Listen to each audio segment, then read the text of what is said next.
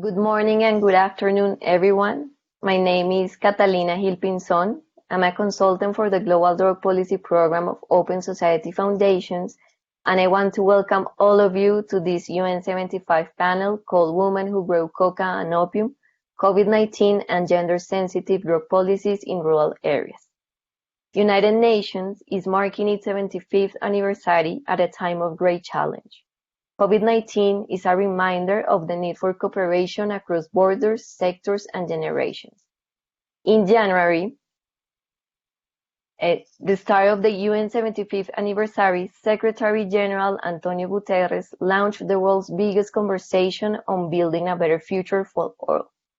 This vision was to spark conversations, the UN 75 dialogues on priorities for the future, obstacles to achieving them, and the role of international cooperation in making progress. So taking into account this framework, we organized this panel on an issue that is essential for having a better future: gender-sensitive drug policies.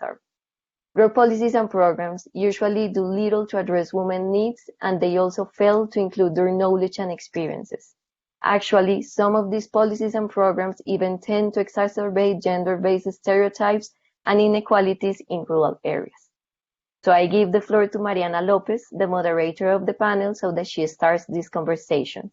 She's a project officer at a Mexican feminist organization called X Justicia para las Mujeres, X Justice for Women. Thanks for joining us, and I hope you enjoyed this panel. Thank you for the introduction, Catalina. I want to thank everyone for joining us today. It is an honor for me to be moderating this panel. But before we begin with the conversation, please let me introduce our panelists. Today we are with Catherine Ledeber, Executive Director of Andean Information Network, and with Ihsan Ghafouri, Research Officer with Afghanistan Research and Evaluation Unit. And as Catalina mentioned, today's conversation purpose is to explore the role that women growers play in their communities, the importance of their leadership, particularly during this pandemic, and the need for sustainable gender-sensitive drug policies and programs, especially in rural areas. We will have 3 rounds of questions that our panelists will answer and comment on, and we will also have 1 final round of questions from the audience, so I encourage you to prepare your questions and submit them through the question and answer function. Unfortunately, we will not have simultaneous translation, but you can ask your questions also in Spanish, and we will translate them to our panelists. So to start with the conversation and with the first set of questions, we will watch a video of Marian Zavala, who grows coca in Peru, and she talks about the situation of women living in areas where there is coca cultivation. So if we could please play the first video. Empiezo afirmando que los cocaleros somos un gremio agrario más. Y si vemos desde esa óptica, el agro en el Perú está en bancarrota, pues el Estado no garantiza precio ni mercado a nuestros productos. Por lo tanto, la situación de nosotras las mujeres es la de doble jornada de trabajo. Esto es que tenemos que atender la casa, los hijos, y también somos parte del trabajo en la chacra. Pero la mayoría de las mujeres en mi zona no toman parte en las decisiones o disposiciones de las ganancias del trabajo en la chacra. Pues eso lo dispone el varón, pues él es quien lleva a entregar la cosecha y por ende a él es a quien le pagan, ¿no? Esta situación es peor también en las comunidades nativas. Además, al igual que nuestros esposos, nosotras las mujeres de parte del Estado somos estigmatizadas, pues nos cuelgan el cartelito de narcotraficantes, y también nosotras las mujeres vivimos bajo la amenaza de la erradicación forzada, pues los erradicadores cuando vienen a tu chacra vienen a arrancar tus plantas de coca, y si te opones, se oponen, ¿no? Meten golpe o bala. A nosotras las mujeres, los erradicadores, nos golpean como si estuvieran peleando con hombres. Respecto de programas de desarrollo alternativo, en una oportunidad nos organizaron para sembrar algodón. La primera cosecha nos la compraron. Después se desaparecieron. Y las siguientes cosechas no hubo quien lo compre y todo fue al fracaso. También impulsaron la crianza de peces, piscicultura. También no se garantizó mercado y se quebró esas, ¿no? Esas expectativas de tener un ingreso de ese lado, fracasó. Esta inseguridad con esta inseguridad, ¿cómo creen que vamos a dejar de sembrar nuestra coquita, que a la vez es nuestra caja chica? Pues con ella compramos nuestros víveres, ¿no? Es muy difícil, no se puede. Thank you. Well, as Marianne from Peru described, there are several challenges that women growers face due to gender-based stereotypes and inequality. And in this sense, I would like to ask the panelists two questions. The first one is, what is the situation of women living in areas with coca and opium poppy growing regions in Asia and Latin America? And the second question would be, what roles and equalities do women growers face in their communities? We would like to start with you, Catherine. Thank you very much, Mariana. I think that Mariana Zavala explained it very well, but there are other inequalities as well. One is in terms of land tenure, that very often land titles, if there are land titles at all in these regions, they're in the name of men, and this doesn't provide for women a guarantee in terms of income or when all of the crops are lost due to forced eradication. In addition, there is much less region-wide leadership of those women in decision-making in the social organizations that resist coca eradication.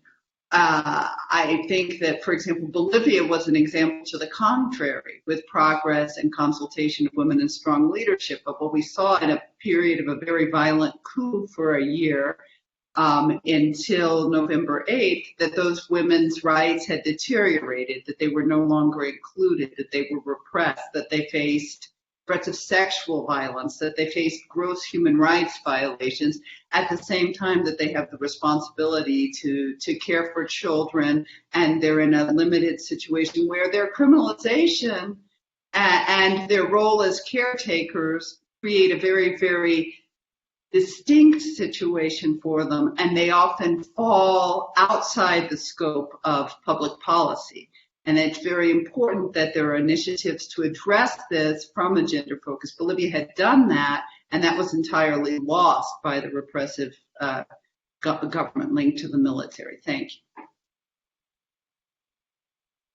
Thank you, Catherine. It's really interesting what you mentioned, for example, about the possession and ownership on land, because that happens also in Mexico with women who are not able to take part of the decision making in their communities due to this lack of ownership of land.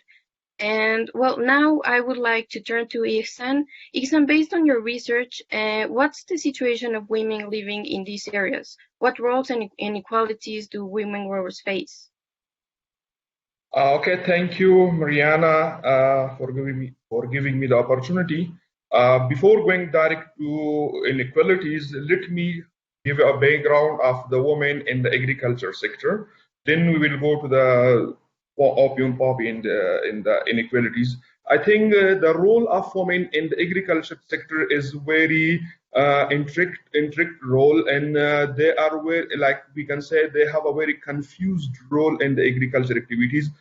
Being a full-time part of the agriculture activities, still women face a lot of problem. They are working in the agriculture activity. They are going to farms that are near to their houses, but the income which they take from the agriculture products they don't own it, they don't have the authority to use that income. Second, in the last couple of years, the role of women in the agriculture activities has improved. It is because of the widespread public awareness and the need for women to work in the agriculture sector, and as well as that, however, this role is very limited, and mainly because the agriculture sector is dominated by the men. So the man has the decision authority to let women to work in which sector. That's why this agriculture activity is not the sector that empower women. So this is, and also their decision-making authorities very lack in the agriculture sector. Coming up to the inequality, I just mentioned that women, they are working in the agriculture sector as well as in the illicit cultivation, but they don't have any income. They function as a free and cheap labor. They are busy in the agriculture. They are busy in the illicit economy, and whatever income they have from their products, from their work they have done in this sector, they don't own it. Their authority of using this income is again belong to their male member of their family, like father, like brother, like husband. And also, as I said earlier, the role of a woman in the agriculture sector has improved. However, there is a big issue of the geographical location. If we divided the whole country into 4 regions: southeast and south, north, east, and west. So the role of women in the south part of the country, because that part is more conservative, it's very limited, and also there are a lot of restriction on women to go out of their houses. So this is the role, and the inequality is that they work in the sector, they earn, but they earn, but they cannot use the money that she earned by her work. So all the money goes, all the income goes back to her husband. And compared to men, they have a very restricted participation in the illicit economy. So they have to follow the order of their male member of their family. If they allow, they can go, and if they order, they cannot deny it. So these are the inequality in the role of women in the agriculture and illicit economy in Afghanistan. Thank you, Ihsan. I totally agree with what you say about the limitations and inequalities in these spaces. And this is also related with the second topic and with the second video. So now for the second round of questions, let's watch a video of Jennifer Martinez, beneficiary of a current coca crop substitution program in Colombia. And she will talk about how the pandemic has affected them as farmers. So if we could please play the second video. Como campesina, nos hemos venido sintiendo afectados por esta epidemia que está atravesando nuestro país y nuestra región, por la cual desafortunadamente en mi municipio ya tenemos un caso del coronavirus. También nos estamos sintiendo muy afectados por el cierre de vías, por los transportadores, quienes traen los alimentos con un valor súper elevado, muy costoso, a los cuales ya nos queda como un poco imposible adquirirlos, al menos la canasta familiar y los útiles de aseo, que son los más indispensables en nuestras fincas, en nuestros hogares.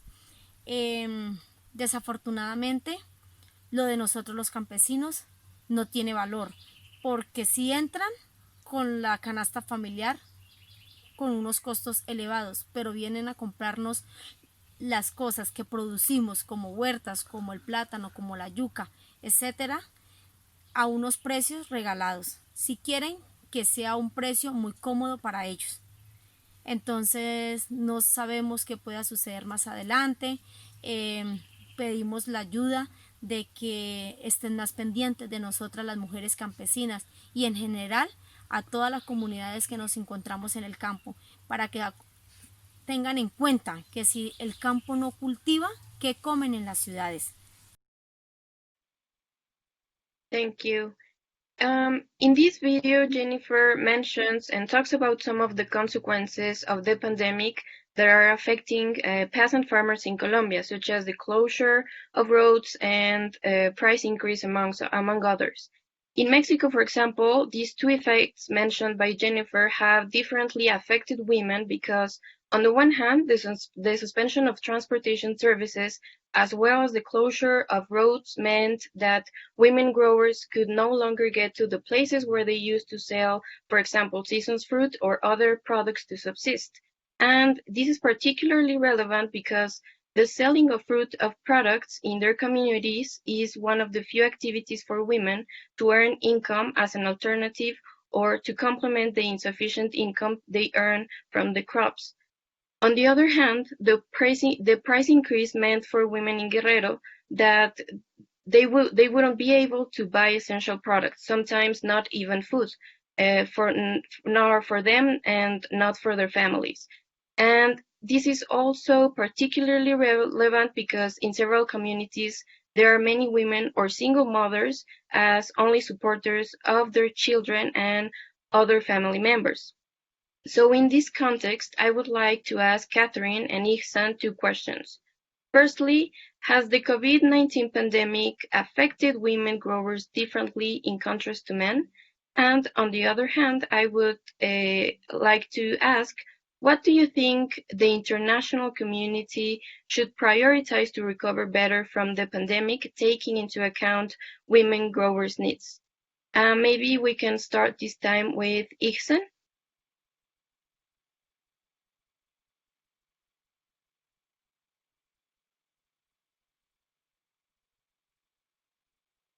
Ihsan, would you like to start, or Catherine? Ihsan. Okay. In terms of pandemic, I think the role of it was affected those women. COVID-19 pandemic have affected those women who has a kind of products from their agriculture or from their livestock. So once they were having gardens, or they were having orchards, or they are cultivating something around their house or kitchen garden. So they, after the harvest, they were going and sell those products in the local markets. So when the quarantine start in the time of pandemic, these women, they were not able to sell their product of dairy products or like poultry products in the local market. So they have lost, because they have lost their market, they have lost their their customers. So it is a kind of like a big problem for the women. Secondly, during the pandemic, because the market was closed and there was no no labor to hire for the agriculture work, maybe like the heavy work, like plowing, like shoveling in these things. So those household, they have enough male and female member. They have utilized these women as a free and cheap labor, and they cultivated their crops in that land. Thirdly, women have, because of the shortage of market, and if women have been faced with a range of challenges that include that they have lost their jobs, they lost their incomes in the harvest, and because of they don't have any income, so to survive, they went on and take loans for the household consumption. So they end up an increase in, also because of the mentally, the male member of the household were not mentally, like this pandemic has a kind of mental pressure on them. And on one side there was a pandemic, on the other side they were not able to find a daily wage for them. So as a result, the violence against women has increased at the family level. These were like the male problems or the male challenges that has effect on the women during the pandemic time. Thank you, Ihsan. And now we would like to turn to Catherine. Thank you, Mariana. I think that the pandemic was a double burden or a triple burden on coca growing women in Bolivia for a variety of reasons. One, we had a 3.5-month full quarantine that was militarized and security forces. No one was allowed out of their homes. There were no provisions for basic subsistence of families besides one $52 stipend from the government. And at the same time, the repression continued. So you saw that male coca growers and male coca grower leaders were largely in hiding, leaving the women at home with the families. At the same time, coca growers weren't allowed to legally sell coca in the approved market, which is something that is fully legal in Bolivia. And so that restriction led to a drop in the price of coca and an inability for them to have their main source of income. With the lack of medical care in COVID-19, women found themselves responsible for family economies, for additional health care duties, for additional child care duties. Initially, the Bolivian government only had school by internet, although internet is quite expensive. And then there was no school at all. They canceled the school year. So you had children and women with an inability to work, men in hiding and politically persecuted, and the entire sector is stigmatized and abused. I think it's important to note that my concern is that with the pandemic, the international community really fell short. You know, we had done a great deal of work in terms of gender mainstreaming, and the European Union, for example, had facilitated the gender mainstreaming of the Bolivian coca control and drug policy strategies. But at the period of the time of political violence and the pandemic, I found the entire international community stepped back and fell into old patterns. Although we had all focused on the sustainable development goals, although we had begun to look at gender, although we had begun to ask women coca farmers key questions, and you can see that there's been a contact and a dialogue with the videos that were shown earlier. But with the pandemic, the international community stopped asking, reverted to old policies, took, in the case of Bolivia, funds away from the poorest municipalities, approved a drug strategy from a repressive government, interim government, that didn't include any aspect of gender. And so I think it's very crucial that this was hard on coca growing women, but that as the international community, we really didn't step up to the plate and look at the key gender issues that really are at the heart of the impact of this pandemic. Thank you very much, Catherine. Actually, what you mentioned is really similar to, well, several things are similar to what is happening in Mexico. For example, the militarization context, and also the lack of conditions so that, for example, children can't have an alternative to educational services that were suspended during the pandemic. And on the first part of the discussion, you mentioned, for example, sexual violence. And I'm really, I would like to ask you if you want to go deeper on that subject, and if you would say that it is an affectation that has affected women differently in contrast to men.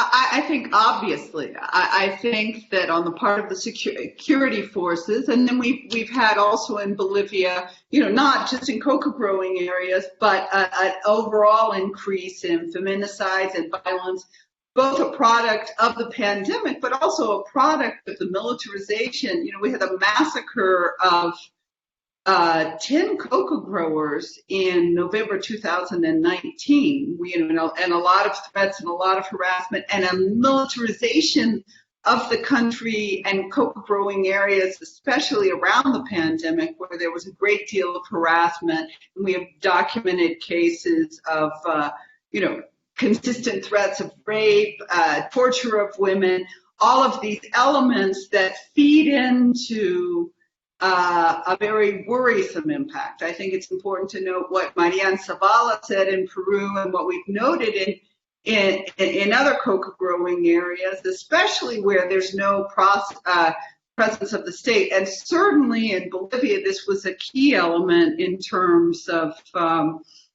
forced coca eradication until 2004, and that is the militarization, the lack of access to state authorities, the lack of protection for women. And we had many, many cases of rape where the solution was that the rapist on the part of the security forces would propose marriage to his victim, and that's how they would solve the issue of rape. So I think that it's something that we can't take away from this aspect of forced eradication and militarization, and then the greater impact that has on families, coca-growing families in general. Thank you very much, Catherine. It's really interesting what you're mentioning. And Ihsan, I would just want to go back to you and ask you if what do you think the international community should prioritize to recover better from the pandemic, taking into account all of these issues that you've mentioned, and what are your thoughts? I think in terms of recovering from the international community, the international communities should consider in all like an equal representation for women in all the pandemic recovery plan, national and international plans. And also, as I have mentioned that a lot of female farmers, growers or cultivators who have a sort of products from their land, from their both illicit economy, they have lost their market, they have lost their customers. So the international community and the state government should give an equal access of formal credits. If they give a sort of credits to these women, they can go back and start their own activities, and they would like to have a sort of income from their livestock and land and agriculture activities. And the most important things, there are women entrepreneurs who were very busy in their entrepreneurship, and they were like other women. They were like selling and buying different commodities, and they have a sort of income from their businesses. So now they also like in a kind of situation, they have in a tense situation, they cannot access to that market, they cannot get access back to that market. So if the international community and the state government support and provide access to national and international market to these women, so it will be like a better opportunity for them that they can recover, and then they will go back to the position where they were before the pandemic. Thank you very much, Ihsan.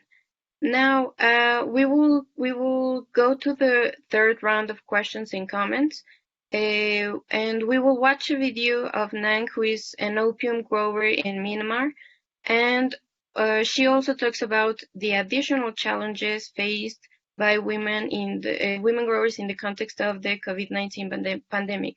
So if we could play the third video, please.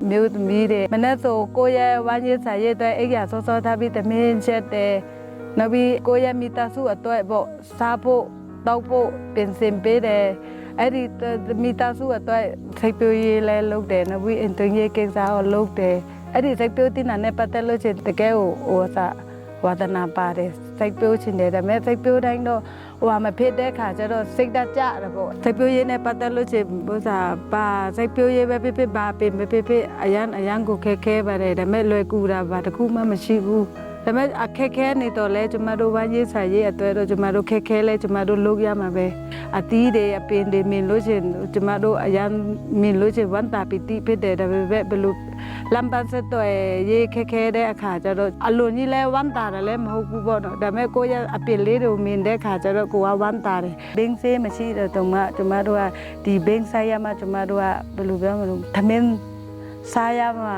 ကိုစိုက်ထားတဲ့အရင်တည်းကသူများစီကယူပြီးကိုကမစားခင်အဖျက်သမားလည်းရှိတယ်အခွန်ကောက်ခံတဲ့သူလည်းရှိတယ်လူငါးတွေလည်းခေါ်ရတယ်လူရလာတဲ့ဘင်းရဲ့အစည်းတွေကြတော့လည်းကိုရောက်တဲ့ချိန်ကျလည်းဝယ်သူလည်းဖိနှိပ်တယ်ဘင်းစေးဥပမာ3သိန်းတန်လည်းသူတို့3သိန်းပေးလဲ3သိန်းပဲလက်ခံရမှာပေါ့ကျမတို့ဒီဘင်းကိုလုံးဝမဆိုင်ချင်ဘူးအတပင်လေးတန်ဖို့ကျမတို့မနဲကိုပြုစုပေးရတယ်လူကလေးကိုပြုစုတယ်လို့ပဲပြုစုပေးရတယ်ဘယ်လိုရုံးကန်ခဲ့လုံးဘယ်လိုအခက်ခဲရှိတုံးဆိုမပြောတတ်ဘူးအခက်ခဲကြတော့အရန်ကိုခက်ခဲတယ်အဲ့ဒီခက်ခဲတာတက်ရှိလို့ချင်းကျမအဲ့ဒီစကားထက်ကိုထပ်ပြီးပြောချင်တယ်ဒီကာယောကနဲ့ပတ်သက်ပြီးတော့ကျမတို့မှာအခက်ခဲတွေအများကြီးပဲရှိခဲ့ပါတယ်ဒါပေမဲ့ကိုမှဒီကာယောကအတွင်းကာလအတွင်းမှာကိုမှဝင်ငွေလည်းမရှိဘူးစားရေးတောက်ရေးလည်းခဲရှိနေတယ်ဆိုတော့အိမ်မှာပဲပုံအောင်ပြီးနေရတယ်အပြင်ထွက်ရှင်တိုင်းလည်းထွက်လို့မရဘူးလိုအပ်ချက်လည်းမပြည့်စုံဘူးပေါ့အိမ်တွင်းကိစ္စလည်းခဲရှိတယ်အဲ့ဒီဝင်ငွေနဲ့ပတ်သက်လည်းအခက်ခဲတွေအများကြီးရှိခဲ့ပါတယ်ကိုခန္ဓာရည်ရှိအောင်တော့ကိုနေရမှာပဲဒီကာယောကကာလအတွင်းပေါ့ကိုအမျိုးသမီးဖက်လဲဆုံးဖြတ်ခွင့်တော့သူတို့ပေးတင်တယ်အဲ့လိုမျိုးပေါ့ထဲကလူကြီးတွေပဲအထက်အနာရှင်တွေပဲအဲ့လိုမျိုးခံခွဲပေးတာများတယ်ဒါပေမဲ့ပြည်သူလူထုကသူတို့ရဲ့လက်အောက်မှာနေတယ်ဆိုတော့အဲ့လိုမျိုးပဲသူတို့ပြောတိုင်းပဲခေါင်းငိမ့်နေရတာပေါ့အမျိုးသားတွေကသူတို့ကဘယ်လိုပြောမလို့အဲ့ဒီအနာရှင်တုံးတယ်လို့သူတို့ကတုံးပြင်းတယ်ကိုယောက်ျားပဲပဲတခြားယောက်ျားပဲပဲအမျိုးသားရှိတဲ့အမျိုးသားတွေပေါ့ကိုရဲ့အမျိုးသမီးကိုသူတို့ဘယ်လိုပြောမလို့အခွင့်အရေးမပေးချင်ဘူးပေါ့ဒါပေမဲ့သူတို့ပြောတိုင်းအမျိုးသမီးကသူတို့ပြောတိုင်းကိုငင်ခံရမဲ့ပုံစံမျိုးအဲ့လိုမျိုးအခုမျိုးသားကခက်များအမျိုးသမီးပြောတဲ့စကားလဲသူတို့လေးစားပေးစေချင်တယ်အခုတည်းကအမျိုးသားတွေကပို့ပြီးခွင့်ရေးများတာပေါ့အမျိုးသမီးတဲ့ခွင့်ရေးကိုတန်းတူပေးစေချင်တယ်အဲ့လိုမျိုးသူတို့ပဲအခွင့်ရေးယူလို့လဲအဲ့လိုမျိုးမပေးစေချင်ဘူးအမျိုးသမီးနဲ့လဲတန်းတူအခွင့်ရေးရအောင်အဲ့လိုမျိုးပေးချင်တယ်ဆုံးဖြတ်ချက်ချတဲ့ဟာလဲအမျိုးသားပဲခက်များအမျိုးသမီးကသိမရှိဘူးလုံးကိုမရှိတာ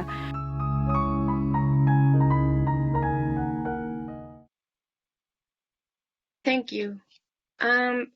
In this video, we can hear Nang talk about other many struggles and implications of growing poppy in her community, several related to gender inequality, particularly during this pandemic. So keeping in mind the need for gender-sensitive drug policies and also the intersection between gender, poverty, and health, I would like to ask the panelists, what do you think has to be modified? What do governments have to take into account regarding these drug policies and regarding these programs? Maybe we can start with Catherine. Thank you, Mariana. I think that the key here, and I think that, we've really focused on the multiple difficulties and impediments these women face to subsistence and to equality, but that it's very important to highlight that they are really the source of the answer as well. And my point is, and it's a key element of the CEDAW Convention, is that experts don't need to come in and discover what they need. Somebody needs to ask them. And they are very eloquent actors. They understand the difficulties. I think these videos, for example, are a key portion. But to look to the women for proposals of change and to identify needs in development programs, and that be the basis of international efforts to strengthen policies. I think that it's very important that we be able to engage with these women and understand that they're key actors in the change that is facing them. And it really depends on the condition of the government, but it's very important that proposals from them form the foundation of actions to benefit them. And often we tend to view them as victims and not as actors for change. I think that's very, very important for us to look at. I think that land tenure is very important, but it's important if the crop is not criminalized, because land tenure and titling for women is very, very important unless they, and for any farmer, unless they lose the risk of going to jail or losing their land as a result of cultivation like a crop or like coca or opium poppy. So we need to focus also on efforts that include women in a meaningful fashion, because very often I will sit with policy planners and they'll say, well, we'll just have a seminar, a 4-day seminar for these women, no childcare. And what they least need to do is be sitting at a table or learning how to use money, because these low-income women are very keen economic administrators. And I think those are the policies we need to talk about and look at, and we need to base them, even when governments don't listen, on their voices and their clearly identified needs as the foundation to move forward. Thank you. Thank you very much, Catherine. And actually, I think it's very important what you mentioned about making sure to include the needs and voices of women in the decision making. So I would like to go deeper in that topic, and I would ask you, how can we make sure to do that? Or have you identified good practices from civil society, or even from, I don't know, other programs from the government, from the states? What are your thoughts on this? What strategies can we use to really include the needs and the voices of women growers in decision-making spaces? What we've done in Bolivia, and Bolivia in the past has had a very strong gender parity focus, and so that in essence makes it easier, although that's been lost in the past year of violence. But what we've really done is, and I think for international policymakers, is to really spend some time in rural areas. With the pandemic, I know that's difficult, but we carried out, for example, with coca growing women, several months of consultations and workshops and policy plannings where they really looked at government policies and addressed them and saw the needs that weren't being met, and in terms of women's reproductive health. Or, for example, it's very interesting, the vision of women that men union leaders or that male policymakers hadn't seen, and that's the importance of what do you do with garbage, and how do you address pollution, and how do you address childcare issues. And so, this consultation and a look at mainstreaming gender into all policies instead of an add-on, and that's very hard to get, an external consultant or an international organization to address systematically, to look and, to have data that's separated by gender. So we actually, and for the most part, in many cases, you don't know how women are being affected because you don't even have the data of gender and the division or ways to measure that. And so, there's a systematic way to look through that, and we have all sorts of international agreements, and we have, for example, UN Women's gender-focused analysis of and indicators for the SDGs that we've developed, and we're happy to share gender-sensitive indicators, policy indicators for coca control, for coca production, for eradication, although we don't approve of forced eradication, and development, integrating women's roles based on these months and months and months of consultation. Thank you very much, Catherine. Now I would like to go back to you, Ihsan. What do you think? What strategies, or how can we make sure to include the voices and the needs of women growers in these topics?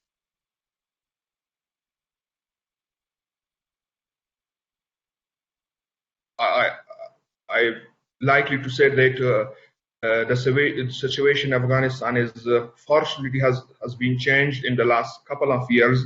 And once there was like the policy of the government is there to include between 20 to 30% of women in the structure of the government, which is a good indicators. And also there is a lot of taking place in the education sector that is providing education to the people. In millions of children and girls, they are enrolled in the schools. Regarding the growers, I think what has Catherine said, that we should include their voices. We have to bring them in the market of the market of in the agriculture market. The government should provide support to those female who have a sort of income from their land. So they at least they will be able to deal with them, and also the international community should work and encourage the government and the people that to give an active role to the women in the agriculture sector and the growers. Here in Afghanistan, illicit like growing poppy is illegal, so I'm not going to talk about that. They should provide like support in the illicit economy. Here I'm talking about the illicit economy. Here are a lot of like projects, are a lot of programs taking place that are directly working with the women who has their own decision power. Like one of the example is like CBARD or like Cardiff. These are two main programs that have that give an opportunity to women to have their own decision making power in their sector. They have to have a sort of income, and they can utilize that income in their own apart from the family expenses, for their personal expenses. So these kind of programs have been required, in the international community, in the government should include policies that bring the women from the rural and include them in a sector like in the agriculture sector. The more they are empowered, the more they are included, they will be more empowered. They will have better access to these things. Thank you very much, Ihsan. And now, related to the same topic, I would like to ask one last question, and that is, what would you most like to see in the year 2045 when the UN will turn 100? I mean, what are the challenges? What would be your ideal scenario? Maybe we can start with Catherine. In the terms of crop growing women and their needs? Yes, the crop growing women, their needs, and also the context of violence that affect them based on equality and gender violence. Well, I would hope very much that we would be able to fully implement the Sustainable Development Goal in gender and see that globally as a part of every element. I find that there's very good work on the part of UN agencies, but often it's not, it doesn't coincide. So UN Women don't talk to the High Commissioner on Human Rights Office. UNODC is separate, and that we need to look at focusing on these women's rights as an integral portion, or an indispensable element for change and for a full realization of the UN mission. And that really looks at many things. You know, first of all, it needs to be adequately documented, this very negative impact. And then the United Nations and the member countries need to promote policies that diminish those schisms. And one of those is looking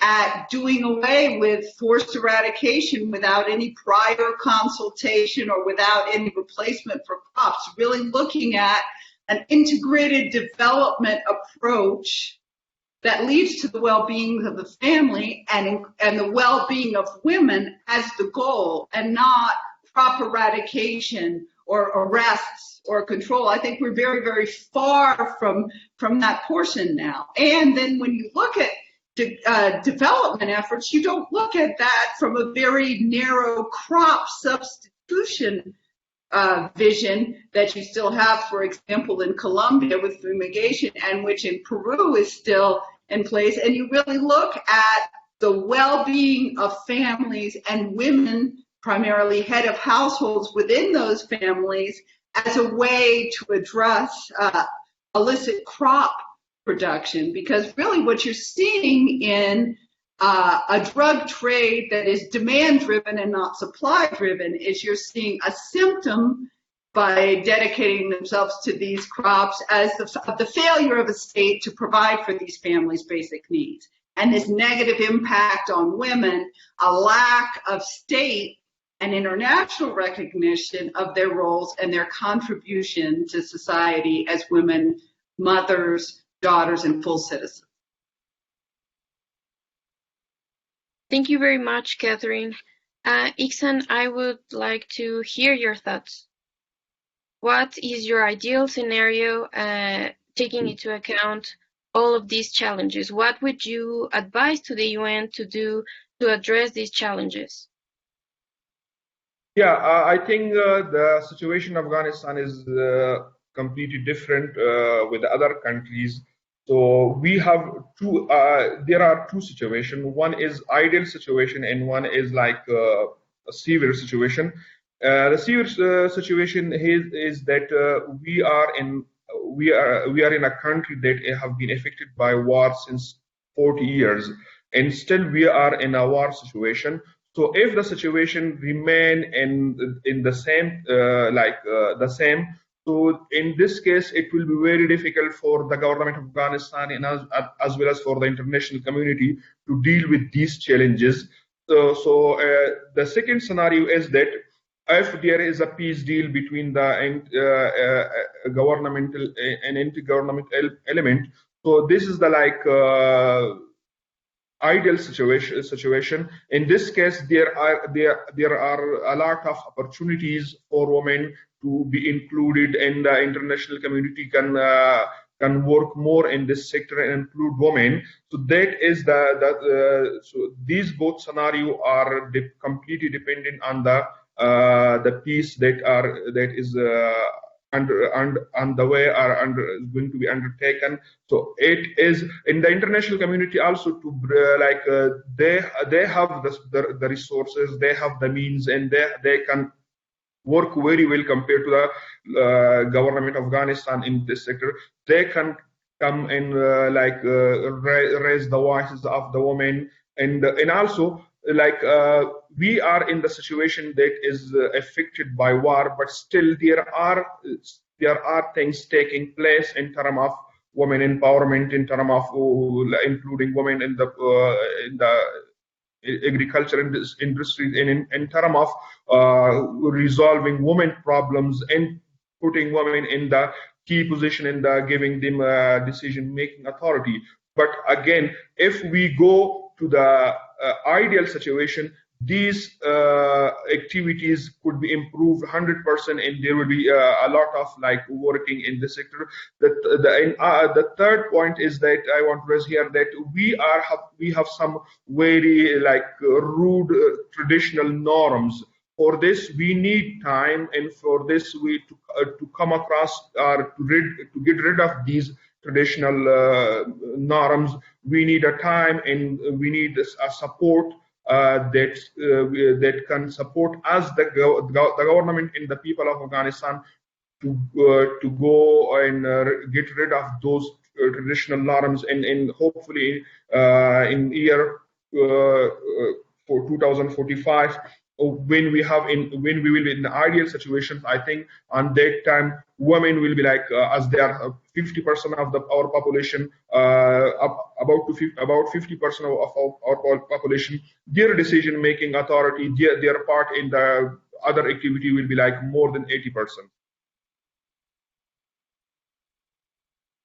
Thank you very much, Catherine and Ethan. And now for one last question for this round, for this set of questions would be, well, you have described really complex contexts, but I would like to, and if we add the effects of the pandemic, then everything is worsened. So I would like to ask if, based on your research and on your work, you have identified urgent challenges that need to be addressed right now regarding the situation of women growers in on each region. Maybe we can start with Catherine. One of the urgent priorities, I think, is food security. This very much varies. What you have in both Peru and Bolivia is you had a very slow level of crop eradication during the pandemic, but a lot of pressure, and in Colombia they've been eradicating all along, but a lot of pressure on governments to pick up the pace to make up for lost territory. I think it's crucial to understand that food security and subsistence lead to greater coca growing. Coca growing is a safety valve or a backup or a guarantee to feed families. And at this point in time, what we don't need is the international community and pressure, and we saw this kind of pressure from UNODC Bolivia, that there's so much coca and that this is a huge problem and that we need to spin out of control, and a focus on eradication to make up for lost time when these families haven't had anything to eat. And when they've faced, in the case of Bolivia and other countries, a great deal of repression during the pandemic and afterwards, that there needs to be a vision, and based on consultation with women in these areas, of what are the best ways to limit the coca crop without threatening subsistence, without violating their rights, without a state violence that in some countries then leads to family violence. And that's a focus we need to have in the short term. And we need to not, as people who make policy or people who have travel restrictions because of the pandemic, not ask. And I think that it really depends on the area, but in Bolivia, in Peru, in rural Colombia, the women have access to internet on their phone. They may not have a lot of time, but it's very, very easy to maintain contact and to ask. And we can't see the pandemic as a time where we couldn't do a lot of the things that we needed to do, and so we have to quickly pull out repression measures to fix things, because in that sense, we're only making things worse. Thank you very much, Catherine. Now, Ihsan, what are your thoughts? What are these urgent priorities that need to be addressed? Yeah, I think the urgent priority apart from food security, I think job replacement are like job substitution, provide jobs and work activity to the women, and also one of the key points that crop diversification, because in Afghanistan, we are 25% of our GDP is coming from the agriculture sector. So a lot of people, they have income from their land, but they don't have sufficient income from their land. So if they diversify, if we are the government diversify their crops, so in this case, they will have an extended resources. Then in such a situation like a COVID that we are facing, so crop diversification, job finding, and food security are among the most important elements that needs to be prioritized and needs to be given to the people of Afghanistan, in that particularly to the most affected people, and as well as during the current times, like the government also distributing bread to the people. It was a good step, but it was not did not fulfill the demand of the people, because only bread will be not sufficient to the people. So crop diversification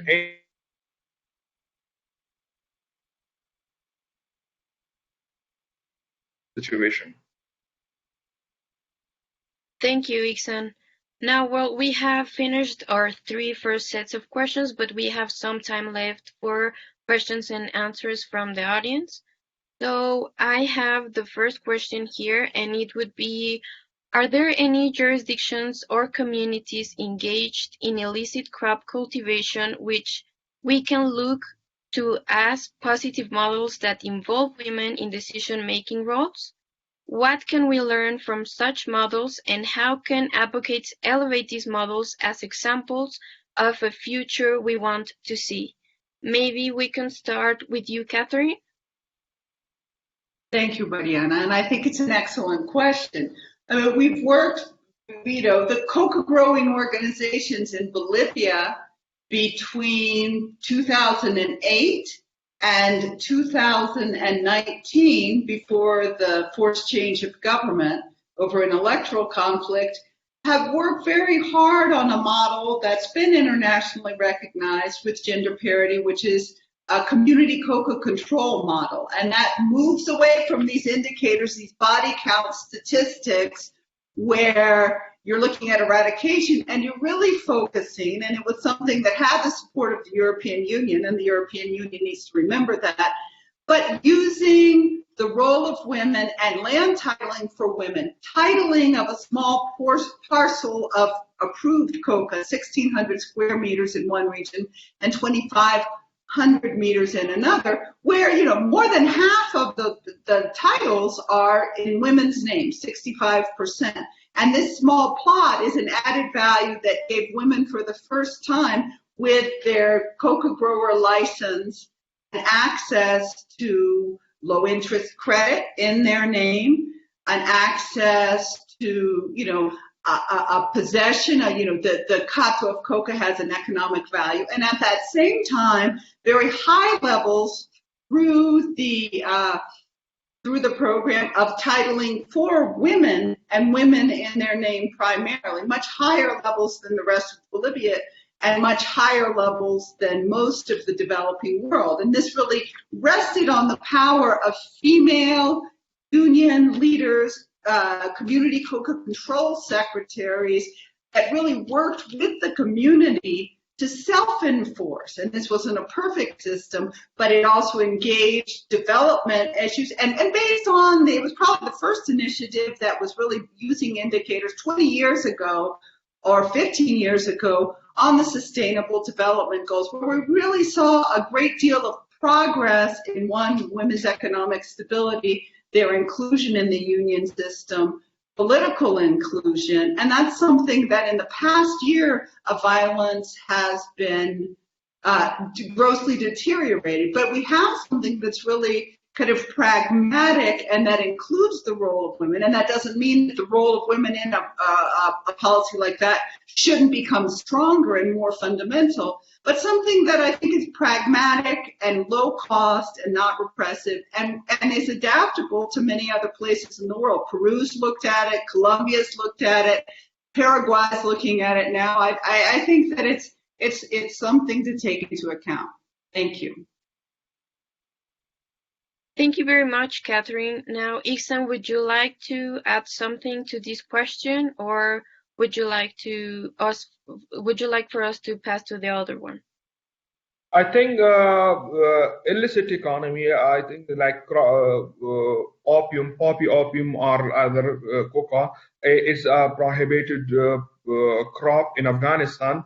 So I'm not in the favor to have some comments, but only one point that we can talk about the crop substitution, instead of like about the jurisdiction and these things. So if we provide crop substitution to the people, and even though it is a legal product in Afghanistan, but again it produced the most of the opium in the world. But again, there is we cannot say that it is jurisdictions that provide some sort of support, but only the one way that can be improved, that is the crop substitution for opium and other illegal crops in Afghanistan. Thank you very much, Ihsan. Now we have the second question would be, Catherine and Ihsan both talked about the international community. UNODC is the lead UN organization setting the framework for how countries deal with drugs. Now, recognizing that women farmers often engage in growing illicit crops because of poverty, what other agencies should be at the table when looking for solutions? Catherine, would you like to answer this question first? Certainly. I think it's interesting because I've had some excellent UNODC colleagues, and there are some excellent women at UNODC. I think UN Women is a key organization. I think that the High Commissioner on Human Rights Office, because this is a human rights issue, and often there are human rights violations. We've had a very good rapport, and I think that the UN Development Program has a very good focus, and they put out some very good briefs on innovative programs and the focus on women. And I think that that's another organization that should be brought into the fold. And you look at the work of, for example, human rights and drug policy projects that was facilitated. It's not a UN document, but it was facilitated by UNDP, that these are all organizations, because it reflects a larger error of the international community's specific focus on compartmentalization, that with the Sustainable Development Goal focus we've been moving away from. But I feel like this pandemic has pulled us back in time. And so, that kind of conjunction, and that illicit crop growing or crops that can be used for drugs is a specific issue, really limits us in terms of looking at all the basic rights and the fundamental rights of those farmers and these women. Thanks. Thank you very much, Catherine. Ihsan, what other agencies should be at the table when looking for solutions? I think we also have UNODC in Afghanistan, and they have existence since 2002. After the interim government, they are working in this sector. And also in the past, we had a ministry for counter narcotics. Now it's like a kind of sub department in the Interior Ministry. They can also work. Some governmental agencies like Ministry of Agriculture, Irrigation and Livestock, they can also work. And there are some international organizations, they are working in the alternative development and livelihood sector. So these are the organizations they can work in this sector. Thank you, Ihsan. Now we have a question from Dolores, and she would like to ask the panelists how the criminal violence affects rural women and rural producers of poppy flowers. Catherine, would you like to start? How the repressive violence and state violence? Yes, how criminal violence affects rural women. I think that depends very much on the country. And I think that each situation is dynamic. I think, and it also depends, sometimes it depends on the focus of interdiction efforts, because often a very repressive source of interdiction can do something that provokes greater violence and the impact on families. I think we have to look at drug interdiction efforts as the ultimate goal needs to be protecting communities and citizens, and realize you're never going to end the drug trade. You can't eliminate the drug trade in the regions. You just can eliminate citizens, families, and women's vulnerability to be taken advantage by that, and with a broad social, gender-focused program.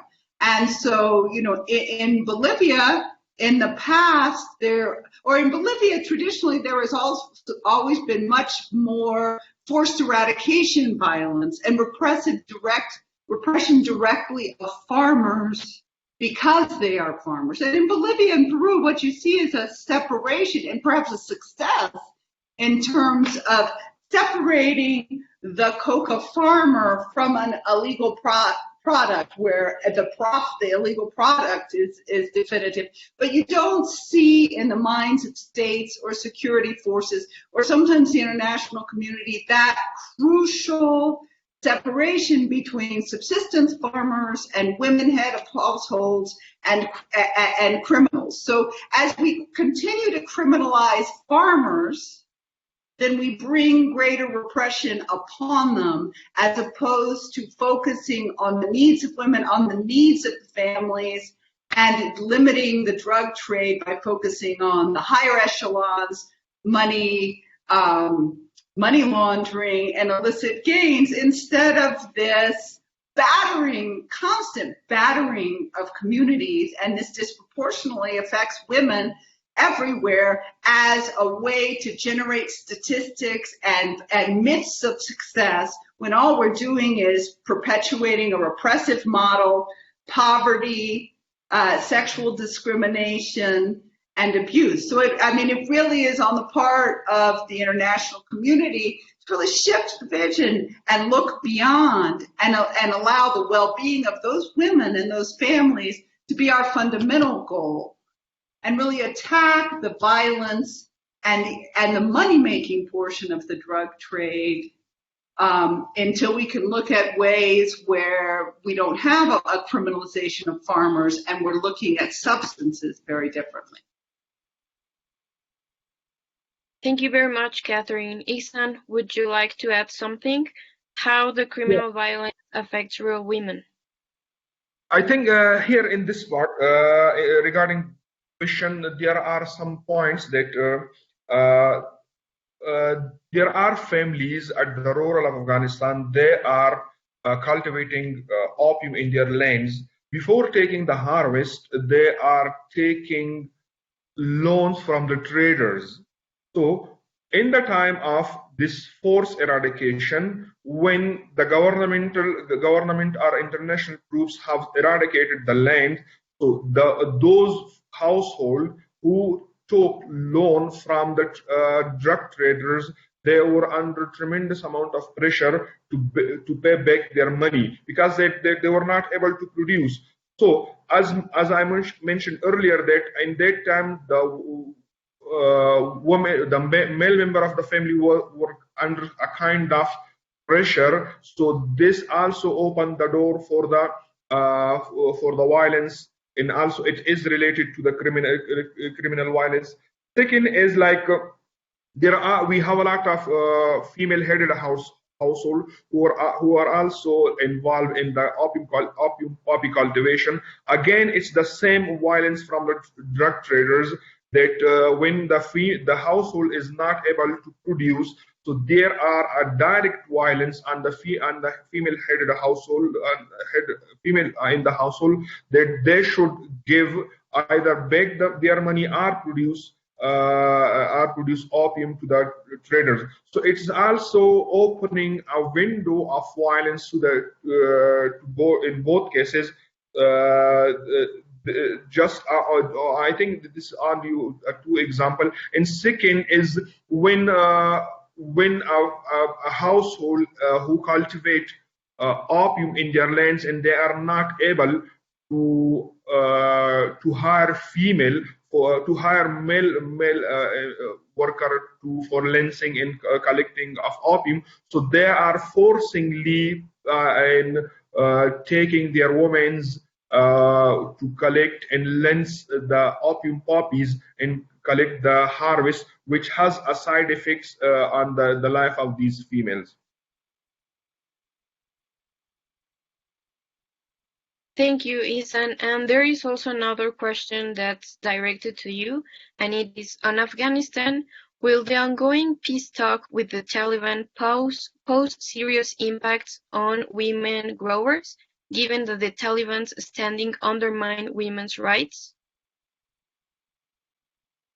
A very critical issue, and this is one of the key issues that has discussed during the last, like even the peace deal that took place between US and Taliban, and also between the Afghan government and Taliban, that all those achievements that have been taken place since 2000 after the intergovernment, it should be in place and in practice. And also the government of Afghanistan is insisting to giving women their rights, and it should be a part of the peace deal that when Taliban join the government, they should not go back to those strict laws and those strict regulations that they have in their time from 1996 to 2001. So this is a key part of the discussion that are taking place in the government is insisting that and also the international community is forcing as well, both the party and particularly Taliban, and there is like a lot of civil societies insisting on that women should not lose their rights, their fundamental rights, their access to service. And as they are working in the like agriculture sector, they should have the same function as they have now after the peace deal. Thank you, Ihsan. And now the next question is for Catherine, and it is there any difference regarding women's rights, safety, participation, etc., in regions where it is legal to cultivate, like Bolivia and Peru, and in regions where it is declared illicit, like Colombia, Mexico, and Afghanistan? I think that there is a big division. And I think that we saw that in the past in Bolivia, and we will, and the newly elected government says they're going to be retaken.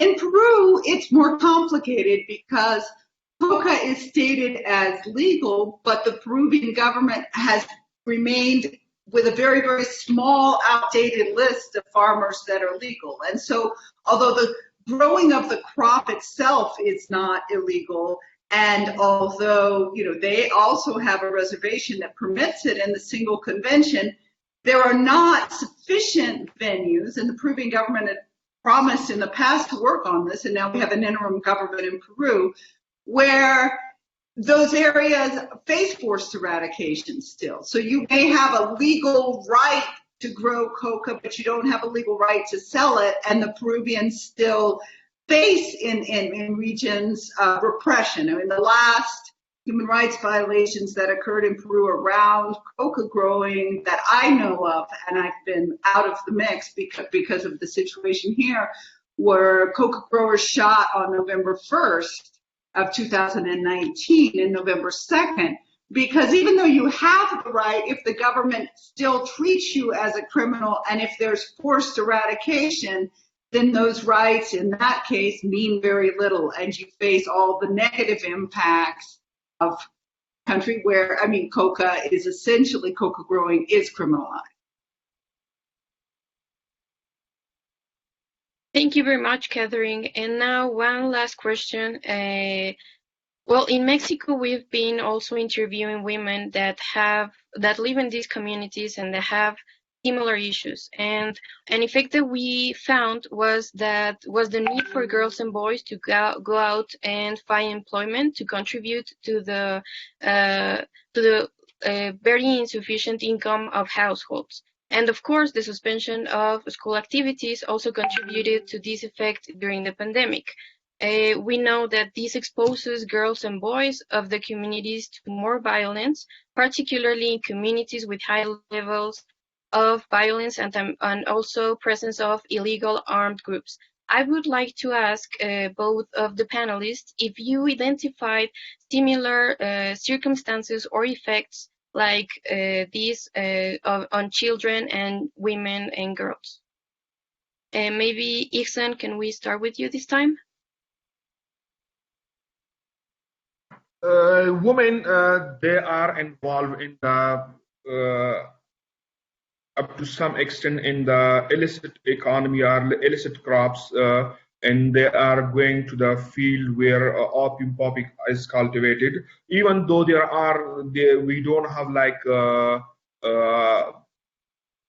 no one has proper investigated, because most of the area that have been under the cultivation of poppy, it is out of the government control, or the government activity is very meager or very little. So in those cases, when women are engaged in the collecting and lancing of this opium, so they are going with their children, because they have to collect the bulbs of opium. So it is a kind of the smell of opium can have a strong effect on the woman, and as well as on those children. They are going with those women to the field of opium, and maybe there are some sort of like in the time of opium cultivation, a woman is pregnant, and it also has a negative impact on the both baby and mother.